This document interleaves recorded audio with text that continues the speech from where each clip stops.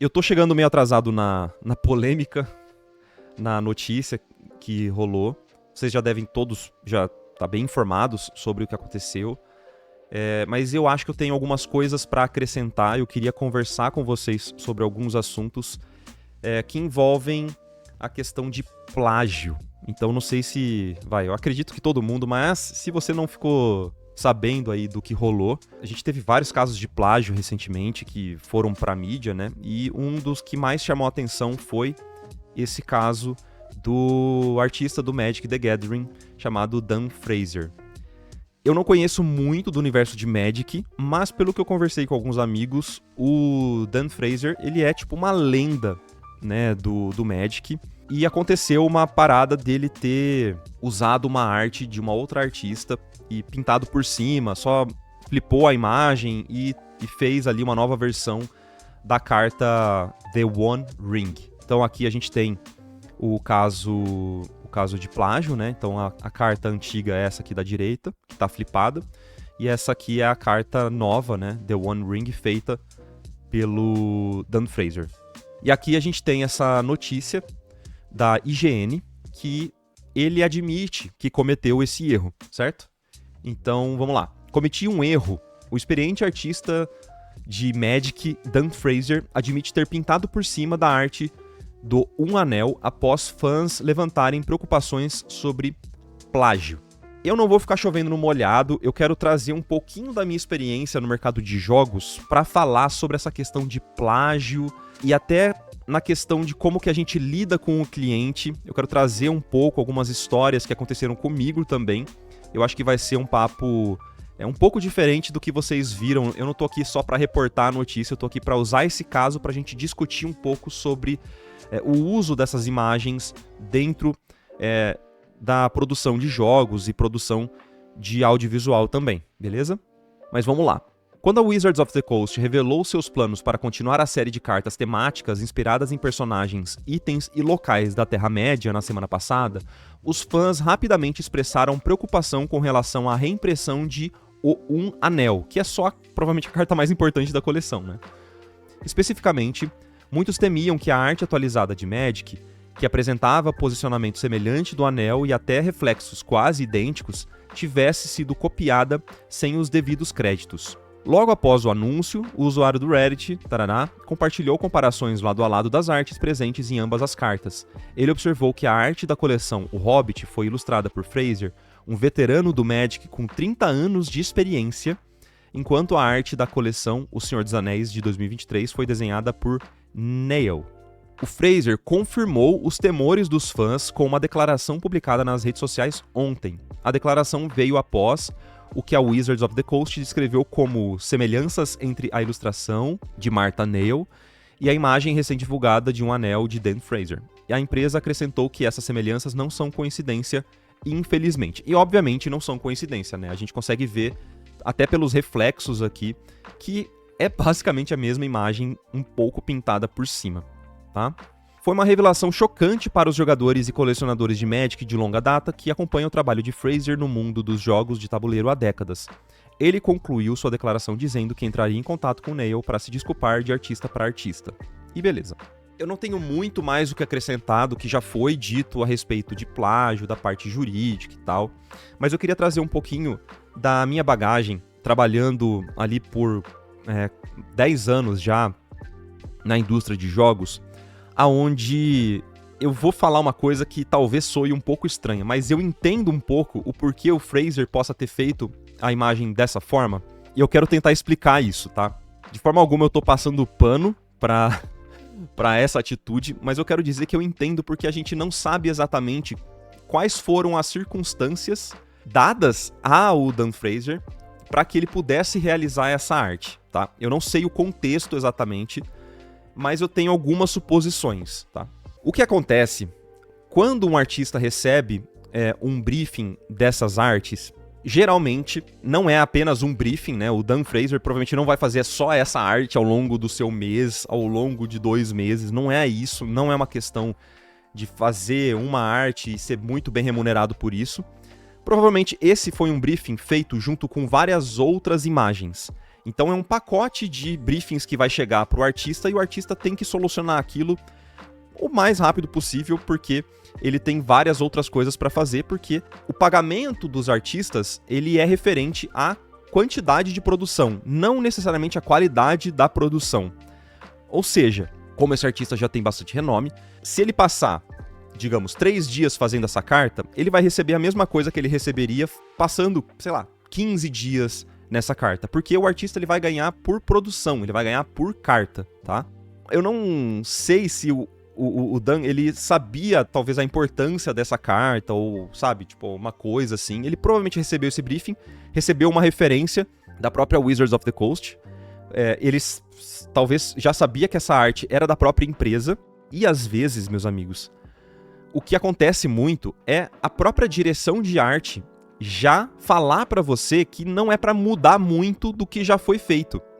Então você recebe uma referência e a direção de arte fala, é isso, só que sem a mão do Gollum, por exemplo, sabe? Tipo, esse poderia ter sido o briefing dele. A gente não sabe qual foi o briefing exatamente, né? E aí o artista, com várias questões de tipo de prazo, de vários problemas, de ter que fazer muita coisa e tal, não confundam a indústria de jogos com belas artes, tá? O artista que tá trabalhando pra indústria, ele é um trabalhador que tá ganhando por produção, então ele tá fazendo algumas coisas a toque de caixa. Ele não vai fazer com tanto carinho quanto você acha que ele tá fazendo. Isso é um pouco difícil de falar, mas eu falo isso até com uma dor no coração, porque eu não gostaria que fosse assim. Mas é verdade, ele vai estar fazendo muitas dessas artes meio a toque de caixa, sabe? Então ele vai receber o briefing, vai receber a referência, a direção de arte falando, é igualzinho isso aqui, só muda o fundo, tira a mão do Gollum e é meio que isso. E aí ele faz rápido porque ele vai ganhar pela carta, sabe? Então eu tô aqui supondo muitas coisas, mas isso já aconteceu comigo algumas vezes. De, por exemplo, o cliente te manda uma referência e fala, essa imagem é nossa, pode usar, pode fazer tracing, pode usar para fazer photobashing, para uma ilustração e tal. Isso vai acontecer. Então, dependendo do trabalho que você estiver fazendo, o cliente ele já te pede para que você acelere o processo, porque ele também vai pagar, às vezes, por diária. Ele não quer que você fique um dia inteiro tentando captar referências, tentando fazer a ilustração do zero. Ele quer que você faça aquilo muito rápido para ele pagar menos. E como a imagem já é do cliente, depois que o artista realiza, obviamente ele não perde a autoria da imagem, mas os direitos de reprodução daquela imagem é da empresa. Então a empresa meio que faz o que quer com aquela imagem, mesmo passar essa imagem para outro artista, dar uma mexida e tal. Isso acontece bastante, sabe? De novo, a gente não sabe o contexto. Eu acredito que o Dan, ele... Não conheço ele, não conheço o trabalho dele, pra ser bem sincero, não conheço muito, só sei de orelhada que ele é uma lenda e tal. A gente não sabe exatamente qual foi o contexto que ele recebeu esse briefing e recebeu esse trabalho pra gente poder já fazer um julgamento e falar, você é o criminoso, que não sei o quê, e acendam as fogueiras e vamos... Entendeu? Eu acho que as coisas são mais complicadas nos bastidores do que parecem, assim, sabe? E são feitas muito mais rápido do que a gente gostaria de fazer, sacou? Eu acho que é um caso muito interessante porque ele deixa muito explícito e deixa muito evidente que o público tem uma expectativa a respeito das coisas que são produzidas e de como essas coisas são produzidas, que elas consomem, né? E elas consomem com muita paixão, com muito carinho, e elas esperam que aquilo seja produzido de uma certa maneira que não é tão verdade assim, e que nos bastidores as coisas são muito mais complexas e rápidas, e várias das imagens não ficam com o resultado ou são produzidas da forma que a gente gostaria que ela fosse, saca? Eu realmente acredito que isso não é uma culpa apenas do Dan, tá? Pra ser bem sincero com vocês. Pra mim isso não é uma culpa só do artista. Isso é uma culpa generalizada. E quando eu falo uma culpa generalizada, isso é uma culpa que ele assumiu, mas é uma culpa da direção de arte também. É uma culpa dos superiores da direção de arte, que fizeram o pedido da coleção e não se atentaram a isso antes de lançar a arte. Não tiveram esse tato de entender a importância, a relevância daquela arte. Isso também é uma culpa sistêmica, que obriga os artistas a trabalhar num processo de produção muito mais dinâmico e muito mais rápido e louco do que a gente gostaria. Eu tenho certeza absoluta que o Dan adoraria fazer essa arte durante um mês, com muita calma, muita paciência. comprar um anel de ouro, tirar fotos e fazer... Não dá, não dá pra gente, infelizmente, a gente ter todo esse tato com uma arte dessa. Eu não sei quanto que tá uma arte dessa hoje em dia, mas a gente já viu vários relatos de artes incrivelmente complexas, incrivelmente difíceis de serem realizadas, e o artista ganhou $1.000. Talvez hoje já mudou isso, mas não acredito que passa muito de, por exemplo, 1.500. Talvez uma arte muito especial sobe um pouco o preço. Eu acho que fica entre esse 1.000 e 1.500, pra ser bem sincero. Não sei essa carta especificamente, não sei qual é o acordo que o Dan tem com a Wizards, mas fica nesse limiar. O que isso significa pra gente? Significa que se ele for estadunidense e ele paga as coisas em dólar, ele paga a hipoteca dele em dólar, ele paga ali o aluguel, o carro, as compras, tudo em dólar, ele vai precisar fazer várias cartas no mês para poder ter uma vida confortável. A gente não pode converter isso e achar que eu aqui no interior de São Paulo, ganhando esse valor em dólar, convertendo para real, não é a mesma realidade, né? Então é um artista que precisa fazer muito rápido as artes, ele precisa fazer muitas artes para poder ter um mês ali minimamente confortável, tá? Eu acho que isso é um problema meio sistêmico. Abre aspas. Este é um bom momento para reconhecermos que todos somos humanos e cometemos erros. Disse a Wizards of the Coast, abre aspas, cometemos erros em nosso processo e não detectamos o erro. Não toleramos nem aceitamos nenhum dos dois, mas ainda valorizamos o Dan e suas contribuições e somos gratos por seu lugar no jogo. Abre aspas, agradeço aos fãs atentos que perceberam isso e a todos vocês por serem grandes defensores da arte e dos artistas incríveis. Isso aqui é um discurso muito bonito que a Wizards vai adotar, é uma forma de amenizar ali a polêmica, de obviamente, né, tentar ali colocar panos quentes na situação e tal, mas do fundo do meu coração, eu acho que isso não vai mudar nada no sistema deles, entende? Isso não vai mudar nada. É uma situação que, por acaso, saiu do controle, mas que vai acontecer indefinidamente. Eu já ouvi de uma pessoa de direção de arte, a gente informou que, pra fazer essa imagem, não é um jeito legal colocar nessas palavras. E a direção de arte falou pra gente, eu não ligo, que me processem. Essa foi a resposta que eu ouvi de um diretor de arte. Isso chegou de um cliente muito bom, muito legal. Então eu não imagino nem o que pode acontecer ali na escala mais alta da Wizards of the Coast, entendeu? E eu queria que isso ficasse claro no vídeo, por quê? Um cliente que eu trabalhei bastante tempo, ele mandava pra gente modelos 3D que outro artista tinha feito, né, obviamente, e a gente usava isso em algumas ilustrações, em várias ilustrações, pra acelerar o processo, porque o cliente estava pagando por diária e ele queria que aquilo fosse muito eficiente, né? Só que vários desses artistas 3D não foram creditados nas ilustrações, certo? Eles receberam uma vez, eles fizeram um trampo deles, eles estavam fazendo já outras coisas, e quase um trabalho fixo, mas eles não recebiam na ilustração. A gente modificava muito as artes, não era uma coisa idêntica, a gente basicamente repintava, usava um pouco dos modelos 3D ali pro desenho, para ajustar o desenho. Às vezes alguma textura aqui e ali, mas raramente a gente usava literalmente aquele 3D. A gente criava bastante em cima. Então é uma diferença mesmo dessa carta do Dan Fraser, porque o Dan, o pessoal tá falando que ele pintou por cima, ele deu uma borrada no texto só e aparentemente é só isso, né? Não mudou quase nada, né, da arte original. E no nosso caso, a gente mudava muito, assim, mudava completamente aqueles modelos em 3D ou aquelas outras artes quando o cliente mandava e meio que obrigava a gente a usar, né? E aquela frase, então me processe, entre aspas, ela nunca saiu da minha cabeça, porque será que vai ser processado aquela direção de arte, aquele diretor de arte? Porque e quando ele sair da empresa e esse hábito continuar, vai processar quem? Vai, sabe? Tipo, é uma linha muito tênue, é um negócio muito... Porque pra ele é uma frase. E isso que é uma coisa que eu queria reiterar aqui.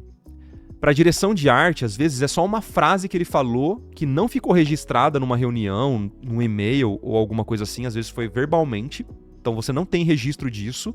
Pra aquela pessoa foi uma frase, mas pra mim é a minha carreira. E isso pega muito. Isso é muito difícil, saca? Então eu vou fazer o trabalho sujo e aí você fica responsável, mas isso não ficou nem registrado, isso é muito estranho, é muito obscuro, assim, sabe? Muito esquisito. Então, é claro que tem toda essa questão do tempo, do prazo e tal, mas a gente não pode ser inocente de achar que tá tudo bem fazer só o trabalho sujo, entre aspas, para essas empresas que vai tá tudo certo, né? Então, teve uma certa inocência ali do Dan ao mesmo tempo, né? Se um cliente pede pra mim, eu quero que você use isso, pinta por cima disso, que não sei o que, usa direto essa outra arte, eu posso nem falar muita coisa, nem ficar reclamando pro cliente, mas eu vou modificar o suficiente aquela arte pra não parecer arte original. Porque, de novo, eu gosto de pensar as coisas a longo prazo, eu gosto de pensar que eu tenho uma carreira a ser zelada, sabe? Não é uma coisa que eu comecei ontem e sei lá, eu vou fazer só de qualquer jeito. De novo, eu acho que é um hábito tão grande disso rolar nos bastidores que a galera não faz nem ideia, que só passou batido, assim, tipo, ele nem parou pra pensar nisso, nas possibilidades negativas dessa questão, né?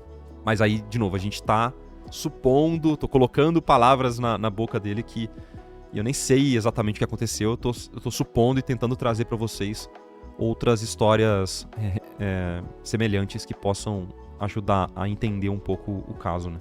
Eu gostaria muito que esse sistema mudasse, eu adoraria que os artistas fossem melhor remunerados e tal, e eu adoraria que a comunidade entendesse que, infelizmente, o processo de produção de uma carta, de uma arte, para essas expansões que são feitas geralmente muito rápida, porque tudo é para ontem, entendam que isso não é uma questão de belas artes.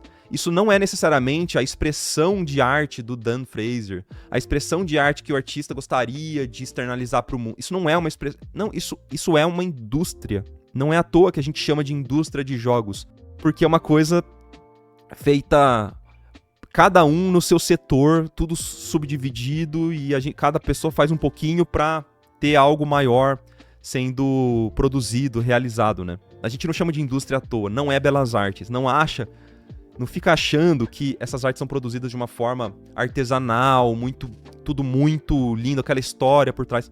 Não é isso, não é isso. É por isso que eu volto e reitero o que eu disse, que eu entendo o porquê que aconteceu isso. Eu entendo. Então, de novo, eu não tô tentando passar pano pra situação porque eu adoraria que isso não acontecesse, que isso não tivesse acontecido, né? Óbvio que eu queria que ele tivesse todo o tempo do mundo pra produzir uma arte única, incrível, maravilhosa. Mas ele é um trabalhador.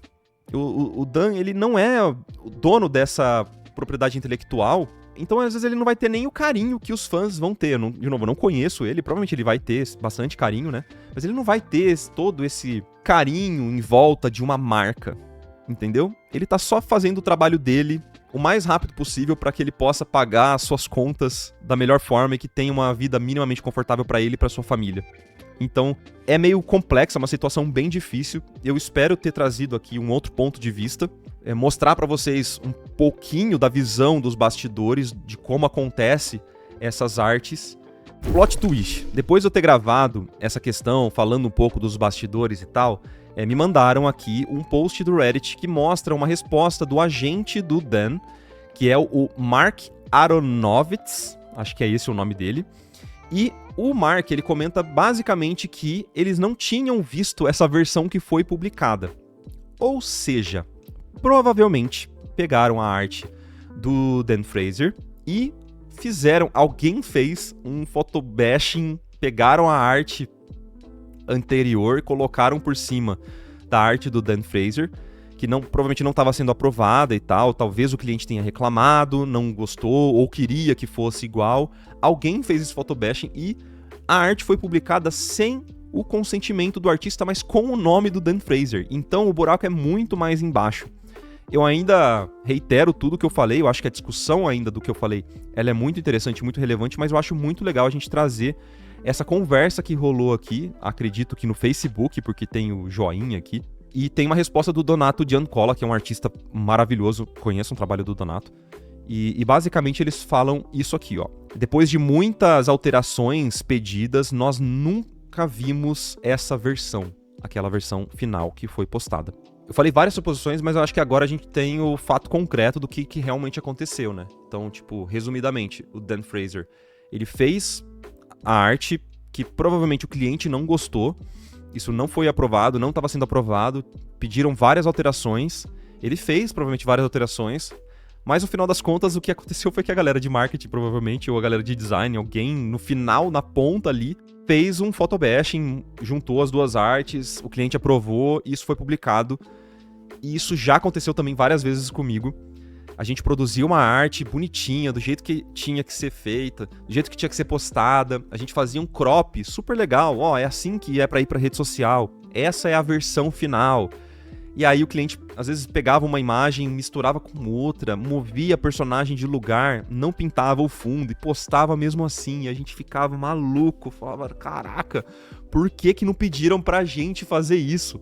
Resolveram só lá no final da ponta, a galera de marketing com o cliente, eles conversando entre eles, ignoraram a galera de ilustração e só pra fazer aquilo sair o mais rápido possível. E o mais estranho é o Dan Fraser tancar isso, né? Tipo, dá uma dó, assim, porque ele, de novo, é a questão da carreira, né? Tipo, ele tem toda uma carreira pra ser zelada e ele tancou esse problema como se ele tivesse feito algum erro, e não foi um erro, né? Foi uma questão que tá muito mal contada, muito mal explicada, mas de qualquer forma é isso que aconteceu. Espero que tenha feito sentido o vídeo, não sei se ficou muito desconexo, mas eu queria muito falar sobre esse caso, porque ele traz alguns assuntos muito relevantes para nossa comunidade à tona. Mas, enfim, de qualquer forma, deixem nos comentários aí o que vocês acharam. Eu vou ficando por aqui, a gente se vê numa próxima. E tchau, tchau.